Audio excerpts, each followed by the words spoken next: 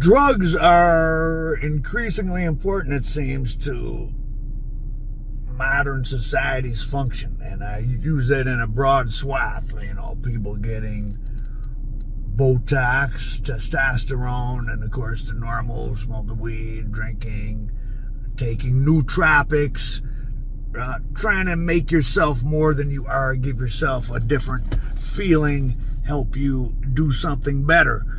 And what this is not something new, and I'm going to give you a quick part of a book review by Martin Ohler, a German journalist who did some historical work called Blitzed, and it's about dope and the Nazis. And actually, meth especially was very important to some of their early military success and some things that went on there in their society. Now, right here, this is a German housewife opening a box of chocolates, which have an incredible... Pervitin was the brand name of Germany in, 1917 or something.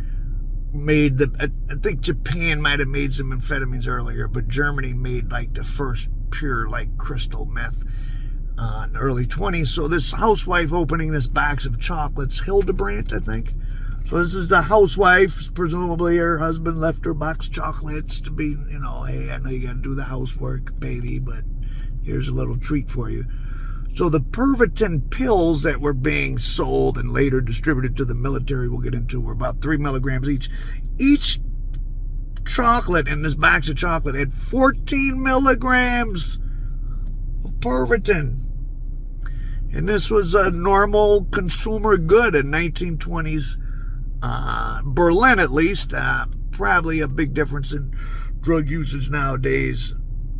And in the past, I think drugs have been easily available in big cities and in certain areas for hundreds of years, or definitely over 100 years, but not as widespread like now. It probably doesn't really matter where you're at, you can get stuff. But anyways, so this Pervitin was introduced in the 20s. Now, what's going on in Germany in the 20s? Let's refresh your memory about our World War I history. World War I was a war that started that you can't really, well, you can blame all of them. It was really a family war.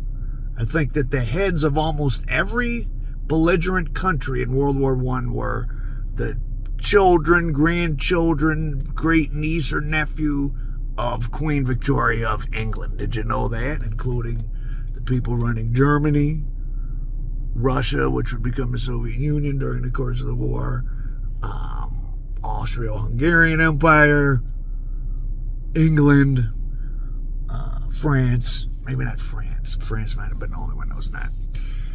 So, World War I ends. The Germans have rough terms imposed upon them. France actually comes into the Rhineland, their industrial area, and picks up and moves whole factories to France. They impose huge war sanctions. The German government starts printing money. This is the birth of hyperinflation. Say, oh, we got to pay you money. Well, we'll just print more of it, so we'll devalue it when we pay you. And German society is off kilter. Having always thought of itself as a militaristic society, it had walked into France in 1871 during the Franco-Prussian War and captured Paris. The Prussian army was considered the greatest in the world after losing World War I, having its army downsized. Communism is rising everywhere. Berlin specifically becomes, well, like a den of sin. Public transvestites. You could go to a cabaret and watch T-vestites do stuff with each other. Widespread opium, cocaine. Cocaine was very popular in the teens, right after the war into the early 20s, and then this Pervitin is created. And much like earlier on when cocaine was created, which was marketed initially as a cure for opium addiction, Pervitin is marketed as, amongst other things, pick-me-up, helps you concentrate, a cure for cocaine addiction, opium addiction, which sounds kind of crazy. Well, I guess if you stop doing one to do another, you did trade your addiction. But the use of Pervitin, this brand, becomes very widespread. And it's funny, the more things change, the more they stay the same. Think of the Sackler family and Oxy and how they promoted and pushed their doctors to prescribe more and more of it in the, I don't know, late 80s up to the, or maybe the 90s up to the early 2000s when the government cracked down on it. German doctors would receive an envelope from Merck. Heard of Merck? Merck's still around. Merck is one of the big German pharmaceuticals that would have 3 Pervitin pills in it, so the doctor could take it and enjoy it himself, and they start prescribing it. It's prescribed for, lack of energy, poor circulation, whatever that means, low mood. And an amphetamine will certainly temporarily boost your mood and get you moving. That's why so many people are on Adderall. Boy, if you have an Adderall prescription, sometimes it's hard to even get it filled because pharmacies will just be like, we're out.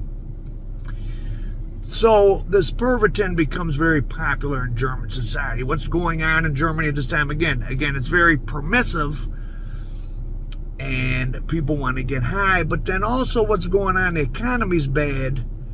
But as we get into later into the maybe 1930, and the Nazis are starting to take control, the economy starts to improve, and everybody is expected to do more and more and more and more, so it's helping people stay awake, and etc. Now, its effects, of course, the real scientists who were measuring it knew, its effects. You had to be careful how you tried to use it. Here's a photo of some, I think it was German soldiers taking tests. Some had got a placebo, some had taken Benzedrine, which was a weaker U.S. Stimulant. Some had caffeine. So you see some people have their heads down, some people are working. So what they found with the Pervitin is, you would stay up and you would answer all the questions, and they did well on the simplest questions, but they actually did worse on the harder questions. All right? So they determined, right in the notes it's written, and the journalist who wrote this, remember, go get this book, Blitzed. They said this is best for the army for simple tasks. This isn't something a doctor should be trying to stay up on or something, because you're awake and you can do stuff, but the more complex the mental task, after maybe an initial burst of it helping you. That's why I used to see these Wall Street movies where these guys are doing coke and all these drugs and they're making all these trades. That's not, you can't operate in any, you can't make elaborate YouTube videos, you can't do anything difficult like really doing drugs, like maybe a little but not really. But it is good for manual laborers, and that's why meth has gotten so popular around the world. It's the #1 drug now. Long haul truck drivers, you're working in a factory, get another couple hours out of yourself. It curbs hunger. So Germany is getting more and more efficient. Pervitin is helping with it. Now, when the Nazis come into power, they have these, of course, they had their perfect Aryan and their cleanliness laws, and taking drugs is weak. Now, no mind that Hermann Goering, the second in command of the Nazi regime under Hitler, who was head of the Luftwaffe, the Air Force, who had been a war hero, and then after the war was a famous guy, very gregarious, likable to at least that rough kind of German. He was a big drinker in public, and never mind that he was taking up to 100 morphine tablets a day. They generally crack down all of a sudden. So this Pervitin has gotten really popular. Opium had been freely available. You had German and Chinese traders that had been living in the Tsingtao district of Canton, which was the open area for foreigners when they were left. They were dealing opium in the streets of Berlin. So if you were in Berlin, at least, you could get what you wanted. It was around, it was cheap, and in the case of Pervitin, it was not just legal, it was widely promoted for housewives, for businessmen, for everybody. Nazis come in, and all of a sudden, if you're marked as an addict, you may be marked for death. In fact, addicts, or at least people marked as addicts, were some of the first people that went into concentration camps. It was undesirables. The Jews became the biggest group of undesirables, but gypsies, homosexuals, people that said things against the Nazi state, drug addicts, people that were physically disabled, these made up a lot of the first concentration camp people. Now, they went in early. I don't know. I'm not an expert on when and if they died and how many of them there were, but there were many. There were millions of them. So many people have been made into drug addicts by this legal Pervitin, and then some of them end up getting marked for death and put into a concentration camp as such. But then the German army discovers it. Well, not discovers it, but some officers are taking it, and it's helping them. And as we get into the late 30s and war is looming, the army is really, some of these officers are some of the names you've heard of.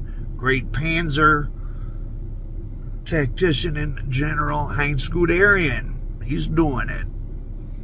We don't know about Rommel. So this Martin Oehler, the journalist who did this, this is all original information. He went into the German military history archives, which is open to anybody. You have to present a research reason to go in there, but they let him in there. But, it's not organized. It's just all these tens of millions of documents concerning, I think, World War I and II.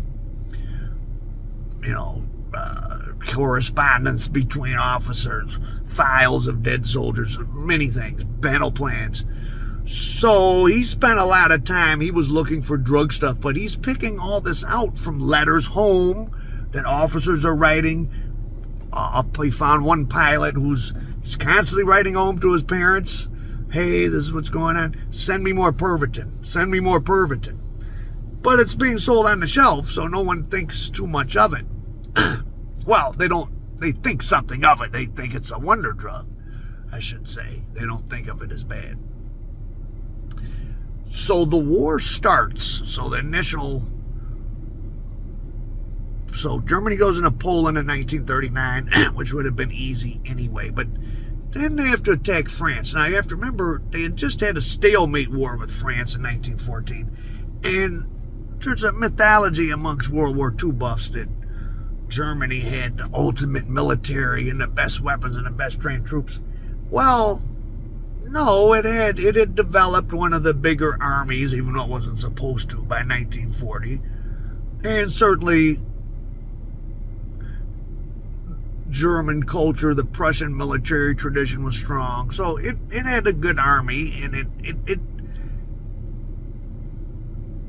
and the fact that it also had the top. Germany was, in a way, the U.S. economy was bigger, but Germany's economy was a little more sophisticated to some degree. America had a lot more people. The whole Rhineland, which had been where the steel was produced, it had become the chemical. So this is where the opium and the Pervitin and the cocaine, Merck made the world's best cocaine. They were buying the entire supply of Peru. Now, cocaine does have a medicinal use. Today it's still used. They'll numb your eye with it. But pharmaceutical grade coke was the capital of its production was Germany. Bayer is who invented heroin, Bayer Aspirin Company. And many of these companies formed together into a mega company called IG Farben. You may have heard of that. They would call their meetings of the board the meetings of the gods because they were so powerful. BASF, you ever heard of BASF? The Industrial Corporation was a German chemical engineering. Chemical engineering is one of the most important things you don't think about much of our modern world. That's who gave us plastics and many of our consumer goods and many of the things in the atmosphere that are killing us. And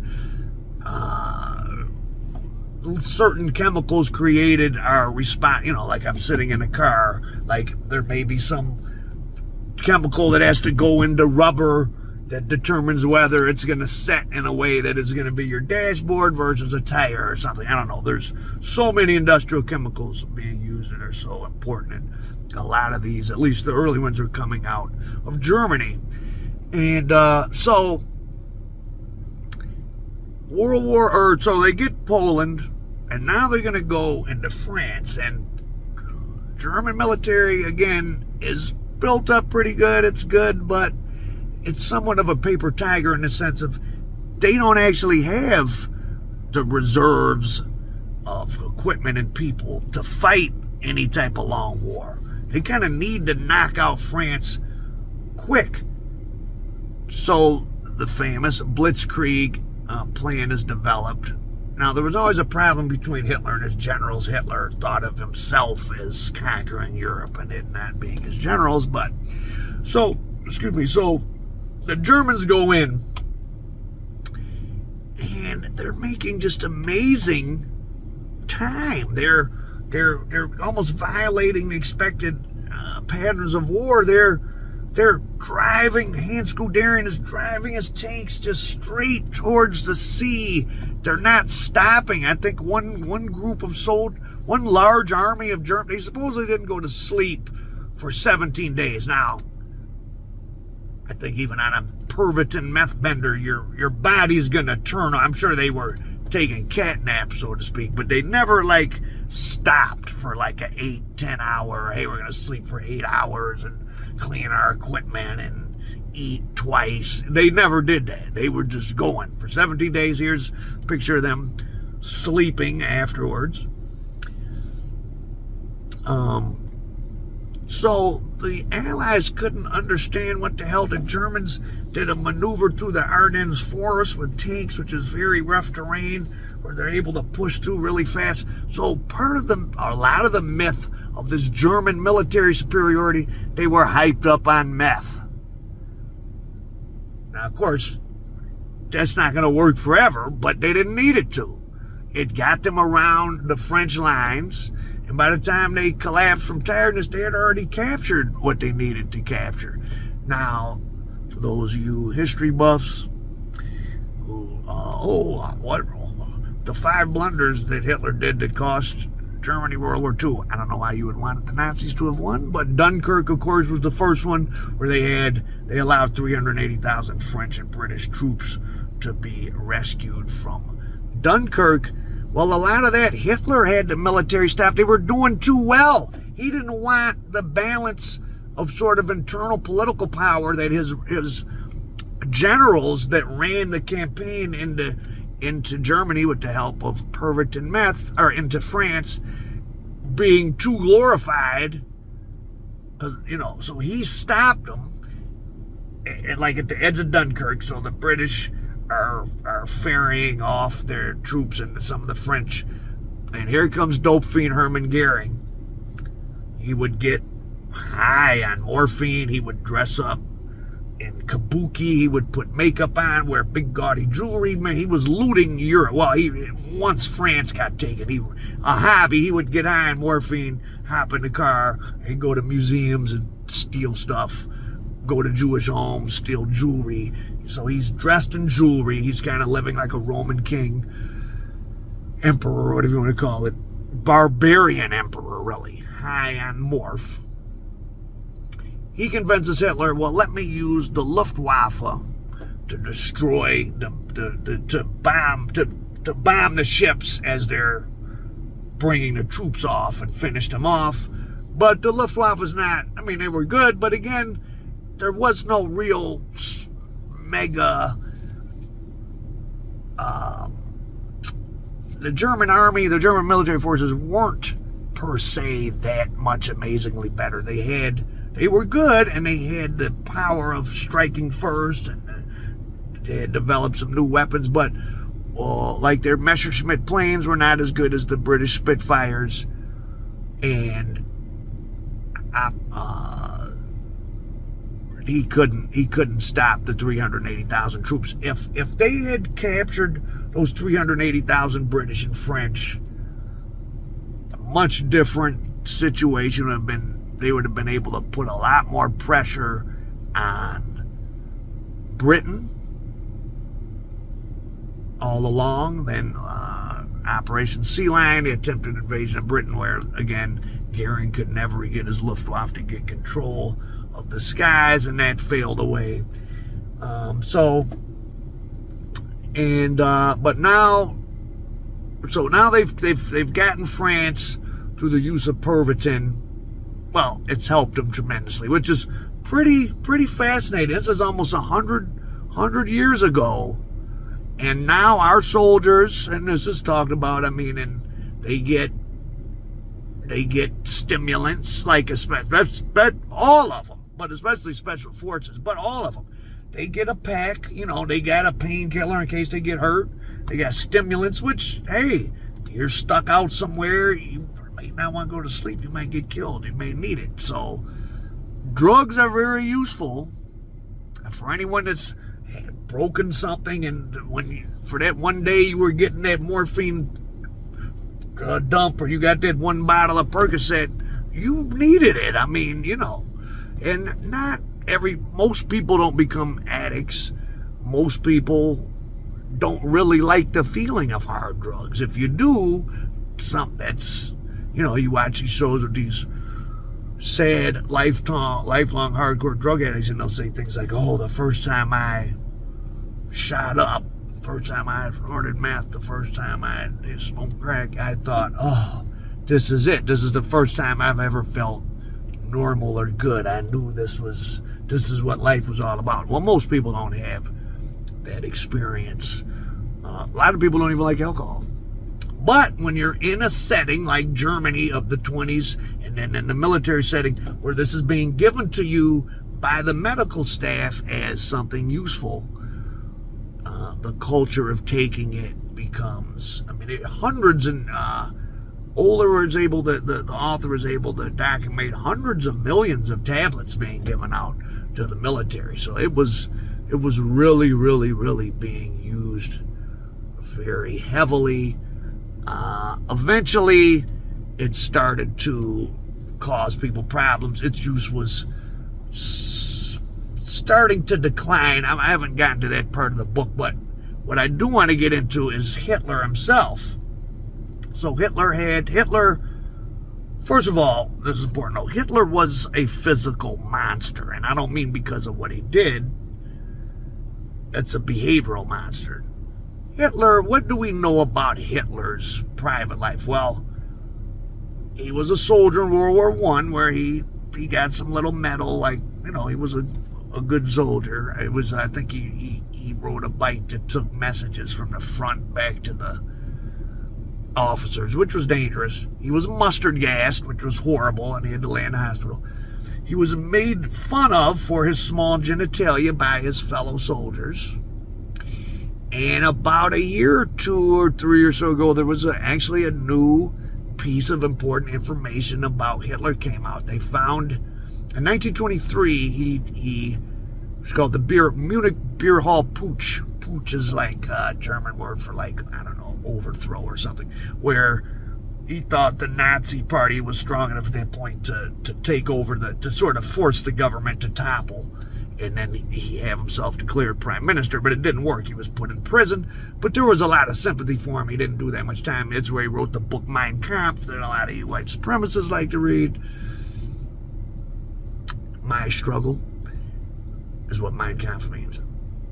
But, so he entered a jail. Now, for those of you who've been to jail, you get a cursory medical checkup, right? They just want to see, do you have any major problems? Probably got a better one back then than you would now, because there was less people going into jail. But anyways, the medical records of Hitler going in 1923 came out. Someone found them.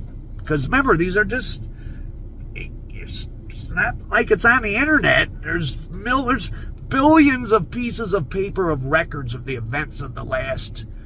There's been heavy record keeping probably since let's just say since the early 1900s for sure. So there's a lot of work for historians. I think one thing we'll see AI do, that AI can do, is to just go through huge halls of records where there's all type of, and just run everything through optical character recognition and then make it searchable. And we'll be able to really start to understand a lot more about the past. That would be, as a matter of fact, that might be something I should get myself into to stimulate my intellect a little more. But anyways, what was I saying? So Hitler, the medical records of him going into jail, he did have misshapen, possibly much smaller than average genitals, and he may have had one undescended, you know what. And then he may have also had some little pinprick hole where urins maybe dribbled out, or sometimes, like, he was not, he wasn't piping nobody down. And there's no record of him ever having had SCX, no reference of him in World War I visiting prostitutes, which was common for soldiers. Even the woman that was said to be his mistress, who he then married at the end, Eva Braun, there's no record of him having SEX with anybody, man or woman, which it would be explained if you don't have working genitalia, which might explain why he was such an angry man. And then, so Hitler gets his personal doctor, Dr. Morell, and you should read this book, Blitzed. Goes into, this is new information. This isn't just, this is a real history book. This is where someone went and found new documents that no one has looked at. Now, he's more of a journalist and a historian. As an academic, like, if you're reading this this may not be assigned in a college. It's, you know, it's written in a journalistic way, like he draws conclusions instead of just presenting data, but that's okay.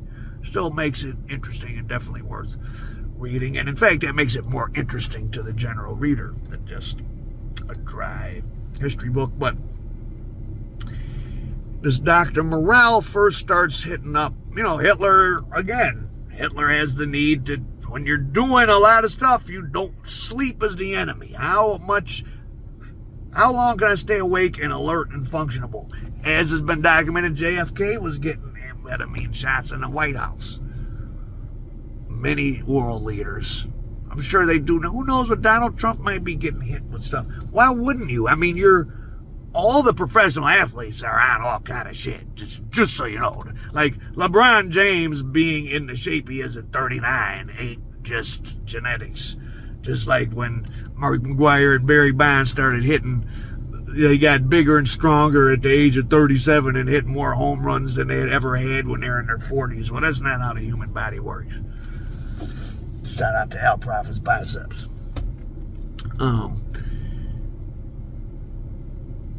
So this Dr. Morell starts him off on vitamins, which really was glucose water. If you shoot yourself with glucose or sugar, with like sugar water, it'll give you a burst of energy. Like, that's a real, or glucose tablets, like just sugar pellet, like that'll give you energy. And then he introduces him to the King's drug, or the King's High, it's called. Another perfection from the German chemical industrial industry, what we now know as oxycodone.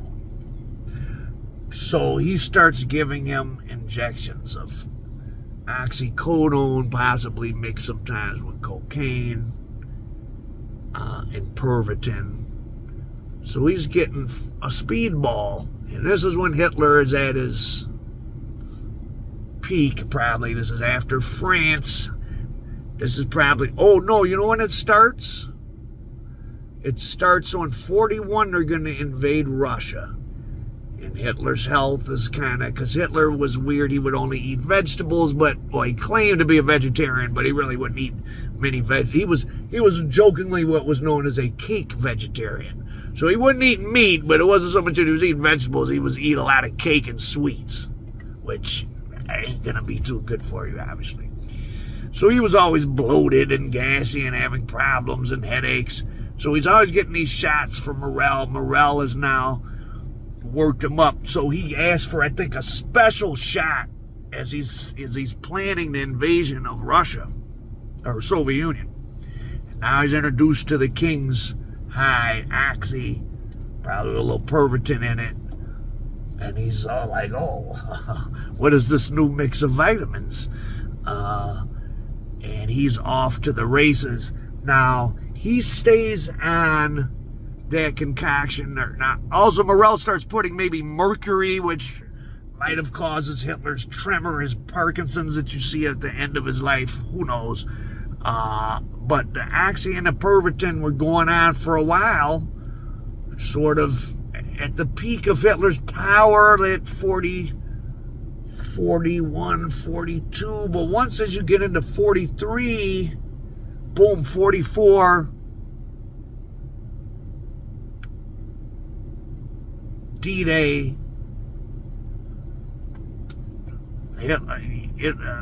Germany is being bombed a lot, the factories. There is no more, he's having a harder and harder time, Hitler's doctor. Remember, he has access to the whole country. He can't really get the oxy. I think some officers have confronted Hitler and said, your doctor has made you into a dope fiend. Hitler, on the one hand, he wants to be taken off of the stuff, but immediately he starts feeling awful. But he's forced to get off of it because due to bombing and the army, Soviets and the U.S. moving in, the stuff ain't on the shelves.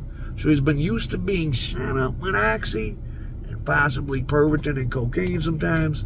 And that just goes away. And then you see at the end in his bunker and late in the war how bad Hitler looks. Because in addition to, being a person that has just brought his own country to destruction and killed tens of millions just for his own sickness, and he's about to lose, and he knows he's going to be strung up. He's the most hated person, and he's a nut job. He's also coming down off of what was probably a tremendous feeling concoction to have a doctor shoot you up with liquid oxy and a little meth or a little pharmaceutical grade coke. And so that's some of the story of D. Ruggs and the Nazis. If you're interested, read the book Blitzed, Martin Oler. He was on Joe Rogan.